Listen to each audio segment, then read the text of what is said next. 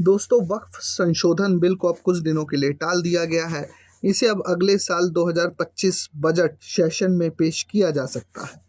पहले इस बिल को मौजूदा सत्र में ही लाने की तैयारी थी, लेकिन ज्वाइंट पार्लियामेंट्री कमेटी की बैठकों में लगातार बढ़ते विवादों के चलते इसे टालना पड़ा। तात्कालिक रूप से ये फैसला विपक्ष की ओर से बढ़ते विरोध के चलते लिया गया है, पर कहा जा रहा है कि सरकार को इसे पास कराने के लिए अपने सहयोगियों का सहयोग ही नहीं मिल रहा था। कांग्रेस ने इसे सरकार का एक और यू-टर्न बताया, पर वक्फ बोर्ड बिल को लेकर जिस तरह का माहौल बन रहा है, उससे लगता है कि सरकार कुछ और सोच रही है। जिस तरह पिछले दिनों बीजेपी के मुख्यालय में कार्यकर्ताओं को संबोधित करते हुए प्रधानमंत्री नरेंद्र मोदी ने कहा था कि बाबा साहब अम्बेडकर द्वारा हमें दिए गए संविधान में वक्फ कानून के लिए कोई जगह नहीं है, लेकिन कांग्रेस ने अपना वोट बैंक बढ़ाने के लिए इसका समर्थन किया। उन्होंने आरोप लगाया कि 2014 में कांग्रेस का शासन खत्म होने से पहले पार्टी ने दिल्ली के पास कई संपत्तियां वक्फ बोर्ड को सौंप दी थी। जिस तरह मोदी ने स्पेशली दिल्ली का नाम लिया, उससे लगता है कि सरकार इसे अगले विधानसभा चुनाव में बड़ा मुद्दा बनाने वाली है। इसके साथ ही जिस तरह भारतीय जनता पार्टी से जुड़े हजारों लोग अचानक इस बिल को लेकर सक्रिय हुए हैं, वो कुछ और इशारा करते हैं। बहुत बड़ी संख्या में अचानक लोग ये कहने लगे हैं कि वक्फ बोर्ड बिल में संशोधन नहीं, वक्फ बोर्ड को ही ख़त्म कर दिया जाना चाहिए। ये सब देखकर तो यही लगता है कि वक्फ बोर्ड संशोधन का दायरा और बड़ा किया जा सकता है। क्या वक्फ बोर्ड को मृतप्राय करने की तैयारी है?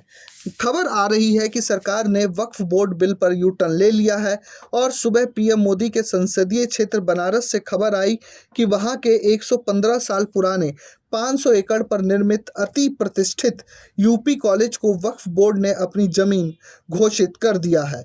यूपी की राजधानी लखनऊ के एक प्रसिद्ध मंदिर को भी इसी महीने वक्फ बोर्ड ने अपनी जमीन घोषित करके वहां बाउंड्री वॉल से घेरने का काम शुरू किया है।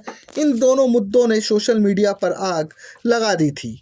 पूर्व राज्यसभा सांसद और सदस्य हरनाथ सिंह यादव ने एक्स पर लिखा, अब तो हद हो गई। 115 साल पुराने उत्तर प्रदेश के सबसे पुराने और प्रतिष्ठित वाराणसी के उदय प्रताप कॉलेज पर वक्फ बोर्ड का दावा। 500 एकड़ में फैले यूपी कॉलेज में 20,000 छात्र पढ़ते हैं।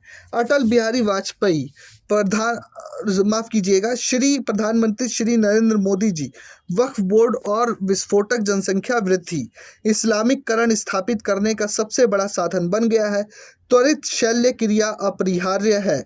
इस तरह हिंदू हितों की बात करने वाली एक और नेता साध्वी प्राची ने वक्फ बोर्ड को तुरंत प्रभाव से खत्म करने की बात की है। एक्स पर कुछ लोग प्रश्नोत्तरी भी चला रहे हैं कि वक्फ बोर्ड बिल संशोधित होना चाहिए या वक्फ बोर्ड को ही खत्म कर देना चाहिए।